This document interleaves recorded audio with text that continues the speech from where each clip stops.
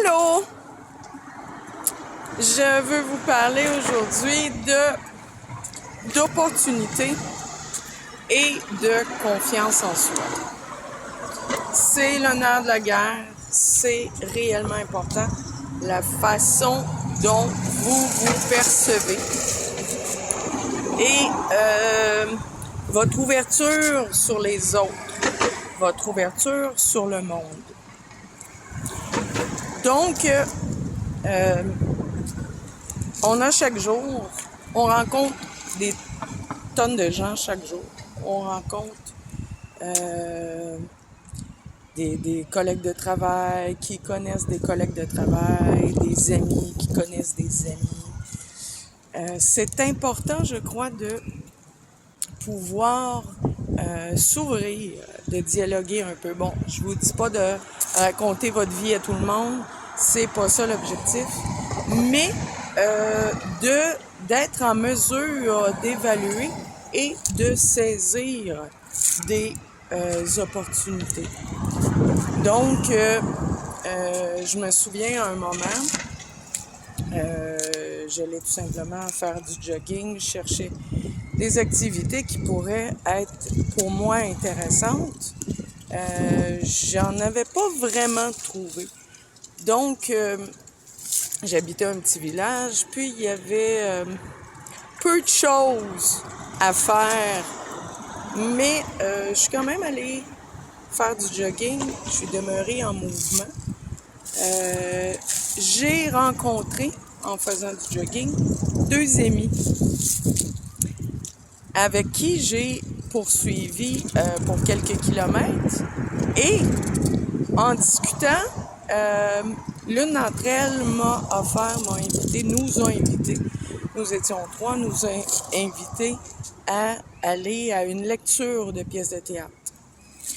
Donc, j'aurais pu dire non, ça me tente pas, j'ai peur, peut-être que c'est pas fait pour moi, je n'en avais jamais fait.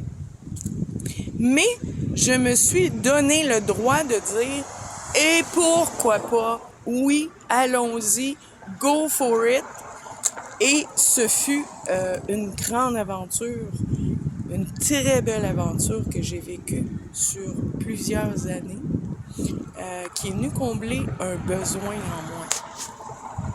Évidemment, si je n'avais pas cru en mes moyens, si je n'avais pas cru en mes possibilités, probablement que j'aurais refusé, guidée par les peurs, guidée par la non-confiance, le pessimisme. Mais je me suis donné le droit de m'ouvrir, je me suis donné le droit de croire en moi. C'est la même chose pour des opportunités d'emploi. On voit souvent des gens amorcer leur recherche d'emploi d'une façon relativement pessimiste. C'est vrai qu'à la longue, ça peut être un petit peu décapant. Ça peut être décourageant de faire une recherche d'emploi.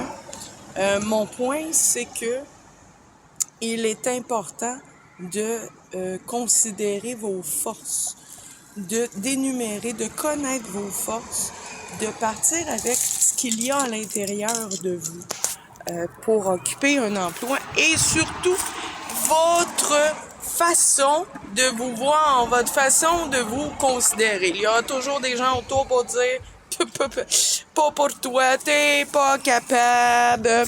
Comment penses-tu que des argumentateurs défaitistes? Ne les écoutez pas. Ce qui compte, c'est votre petite voix intérieure qui va vous dire ce que vous êtes en mesure d'accomplir. Et souvent, la limite est beaucoup plus loin que ce que vous auriez imaginé. Je me souviens à un moment, lorsque j'étais en recherche d'emploi, avant que je fasse partie d'une grande firme d'ingénierie, je recherchais un poste de chargé de projet. Évidemment,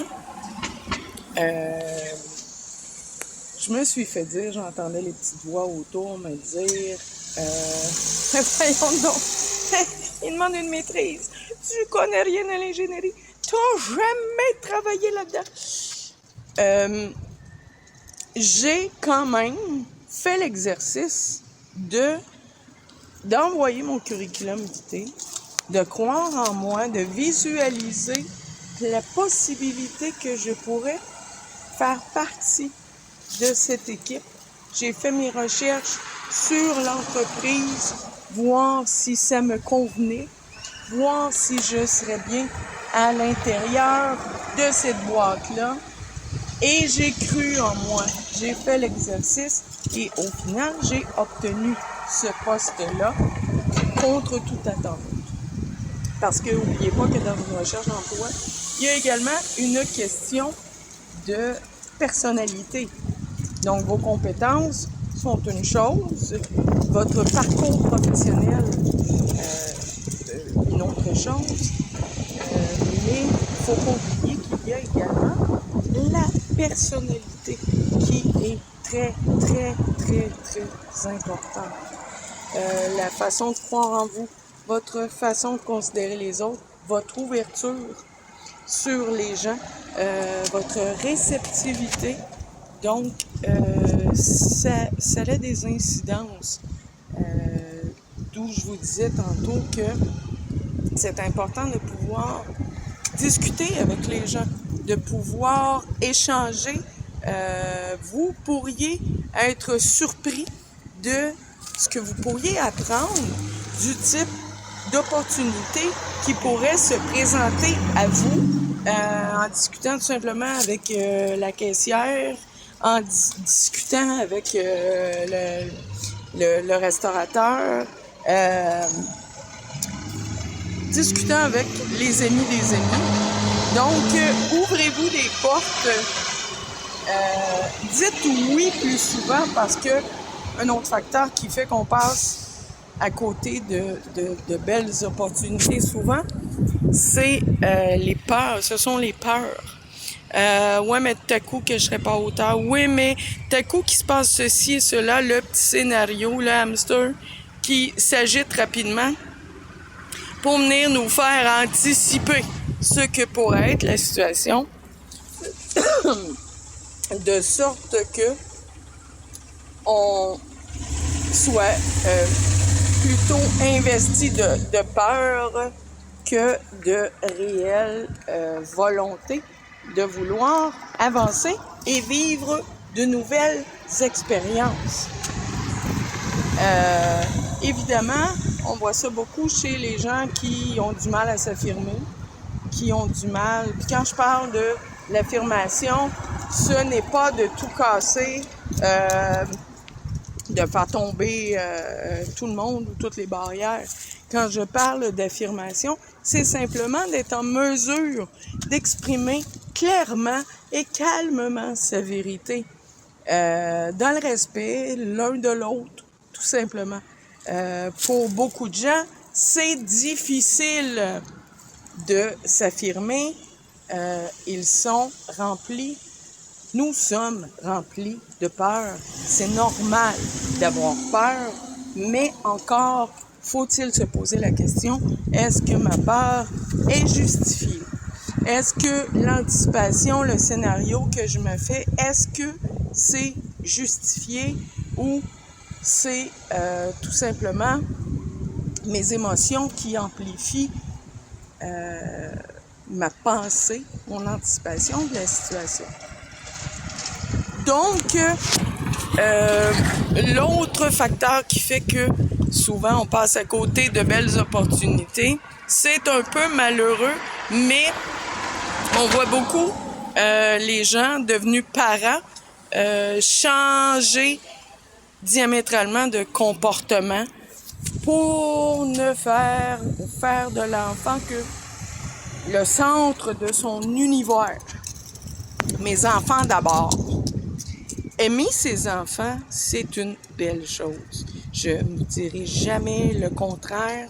L'amour filial, c'est important pour l'évolution c'est important pour l'éducation, c'est important pour tout le monde de se sentir aimé. Là où le bas blesse, c'est que, ce faisant, en mettant l'enfant au centre de notre vie, nous lui apprenons que il est plus important que nous. Nous lui apprenons, c'est ce qui génère souvent des enfants rois. Nous nous sacrifions beaucoup pour l'enfant. Nous oublions nos propres besoins au profit de ceux de l'enfant, ce qui est tout à fait un moment où on se sent brûlé, on se sent dépassé, on comprend pas trop ce qui se passe. C'est très simple. S'il y a une consigne d'avion, quand vous prenez l'avion, qui dit ceci: oxygénez-vous d'abord avant de pouvoir oxygéner l'autre à côté. C'est un code d'urgence. Donc, on ne peut offrir du temps de qualité, un investissement de qualité à quiconque si on ne s'est pas choisi, si on n'a pas pris du temps pour soi, du temps de qualité, du temps pour ventiler, du temps pour respirer, du temps pour s'aérer les idées, pour se faire plaisir. Donc, se choisir d'abord, c'est important. Et puis, ça apprend à l'enfant le respect de soi-même. Les enfants apprennent beaucoup par l'exemple. Donc, ça apprend le respect de soi-même. Il ne faut pas oublier, en revanche, que des enfants, c'est un lourd fardeau. Je ne dis pas ça de façon péjorative, mais ça exige de nous une implication, ça exige de nous des tâches concrètes supplémentaires. Un grand sens de la responsabilisation, d'où l'importance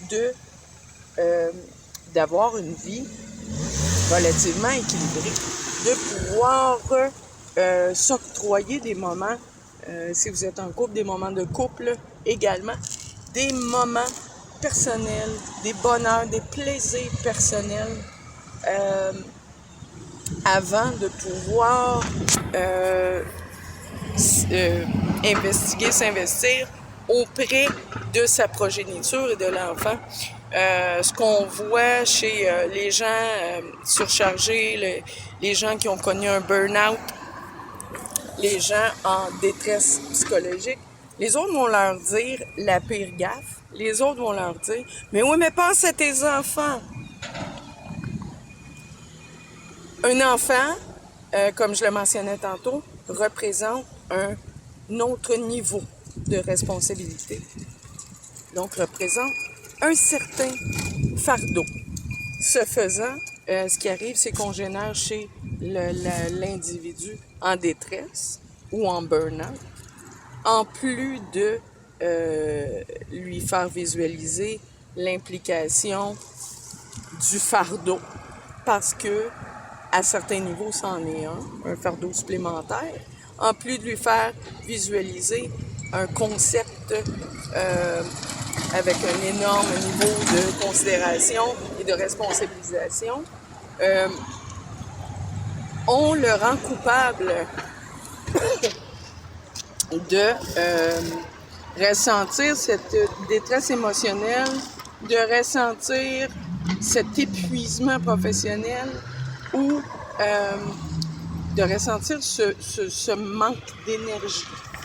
Donc, je le rappelle toujours, je le rappelle encore, si jamais vous croisez des gens en détresse émotionnelle, en burn-out ou quoi que ce soit, il est important d'avoir une bonne écoute active, de comprendre. Plus vous écoutez, plus vous allez comprendre. De pouvoir comprendre le phénomène, de comprendre comment, sous quel angle se vivent les choses, sous quel angle ils le vivent, de quelle façon ils vivent les choses et dans quel état d'esprit ils sont. Donc, on ne peut demander à quelqu'un d'épuiser d'entreprendre un marathon. Donc, c'est en analogie un petit peu la même chose. Donc, ça va nous permettre d'évaluer le niveau et de pouvoir apporter, après une certaine écoute, pouvoir suggérer si la personne le souhaite. Parce que bien évidemment, c'est très important. Lorsque quelqu'un vit une détresse, un burn-out, une fatigue, un épuisement, il n'est pas préconisé de le bombarder de suggestions. Essaye ça, fais ceci, fais cela. Tu devrais peut-être demander-lui, tout simplement. De quelle façon souhaites-tu que je t'aide? Quel est ton besoin? Comment puis-je te venir en aide? Toujours en termes de jeu, on respecte la zone de l'autre et sachez que personne ne se connaît davantage que nous-mêmes. Donc, certains vont simplement vous répondre avoir passé quelques mauvaises nuits, avoir besoin de repos. Tandis que d'autres auront besoin d'une aide plus spécialisée. Donc, demandez comment puis-je t'aider? De quelle façon puis-je te venir en aide avant de bombarder quelqu'un de vos conseils ou de vos suggestions? Ce qui est bon pour un n'est pas nécessairement bon pour tout le monde. On est tous différents. Ce qui convient à un individu pourrait ne pas convenir à une autre personne. Donc, il est important de le savoir et de respecter l'autre dans ce qu'il vit. Donc, évaluez vos forces. Faites un bilan de l'inventaire de vos possibilités. Si vous voyez qu'une situation devient un petit peu anxiogène, faites la liste de vos possibilités. Qu'est-ce que vous avez déjà essayé? Qu'est-ce que vous n'avez pas essayé qui pourrait fonctionner? Vos forces, vos intérêts, mieux vous allez vous connaître, plus les peurs vont diminuer et plus vous allez être en mesure de faire de bons choix, d'aller vers les gens pour partager davantage, pour interagir, tisser des liens et vous ouvrir des portes. Vous créez de bonnes opportunités. Donc, il est important pour la confiance en soi de se connaître à fond et d'avoir une bonne idée de ce qui nous plaît, ce que l'on est capable d'accomplir, ce qui nous correspond et ce que l'on n'aime pas, ce qui nous convient pas ou ne convient plus. De sorte d'aller dans la bonne direction. Donc, vous pouvez retrouver en détail ces chapitres sur les opportunités, saisir les opportunités et mes enfants d'abord, une erreur. Donc, dans mon livre, j'ai tout fait pour lui, que vous pourrez vous procurer en m'écrivant sur rnathalie1381gmail.com, je vous le rappelle, ou sur ma page Facebook, Nat Rondeau, ou encore Nathalie Zen Rondeau. Mon livre se détaille 24,95. C'est disponible sous peu dans toutes les bonnes librairies. Donc, je vous souhaite de bons moments. Je vous souhaite de saisir le plus d'opportunités que vous pouvez et de dire oui, de dire plus souvent oui à la vie et plus souvent non à vos peurs. Bonne journée.